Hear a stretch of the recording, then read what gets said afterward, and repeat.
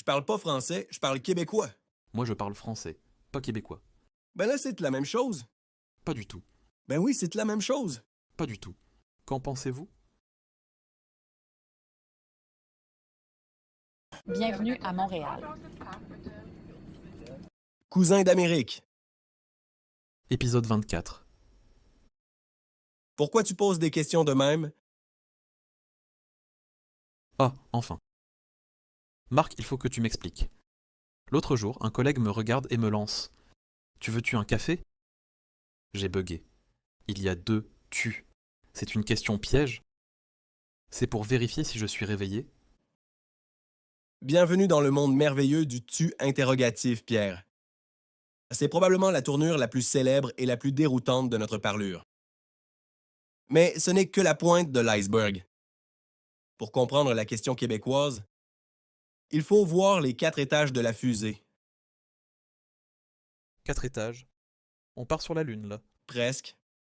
Premier étage, le plus simple, l'intonation.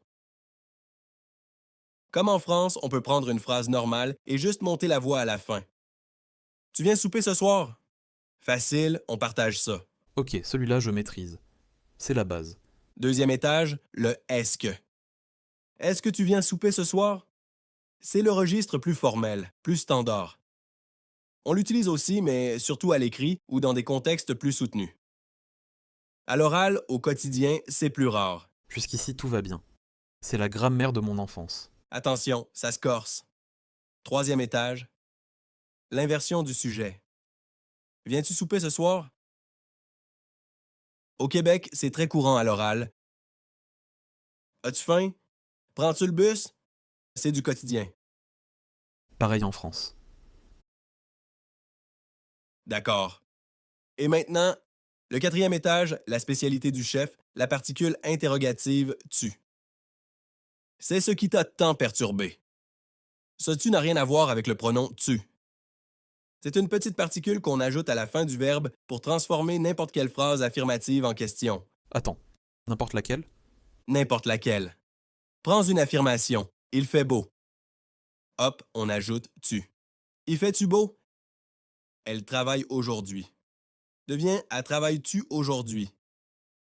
Et ton fameux café. Tu veux un café?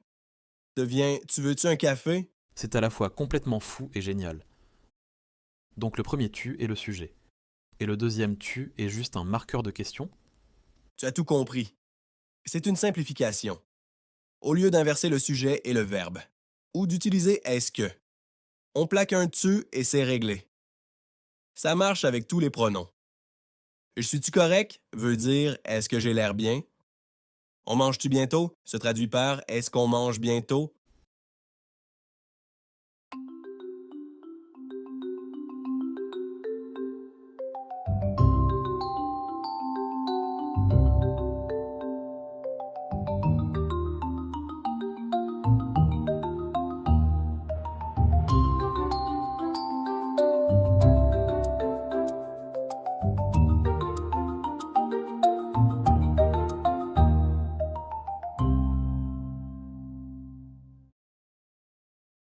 Alors, récapitulons.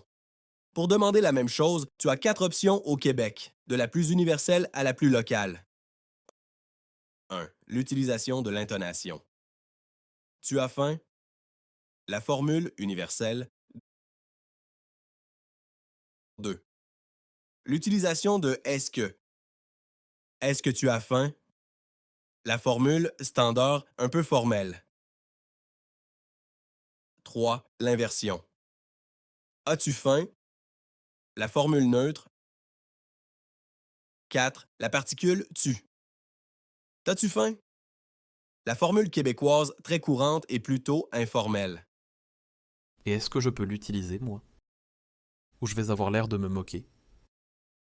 C'est une excellente question. Au début, vas-y mollo. Maîtrise bien l'inversion. C'est une porte d'entrée parfaite.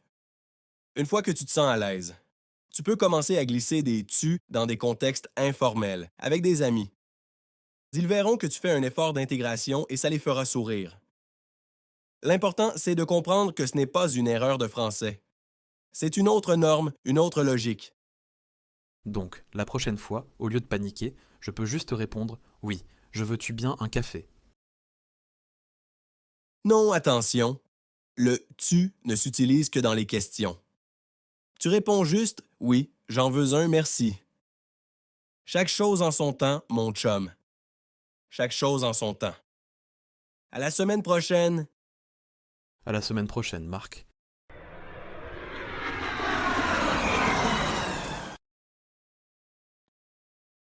Merci de choisir de pratiquer votre français avec moi et à la semaine prochaine pour un nouvel épisode.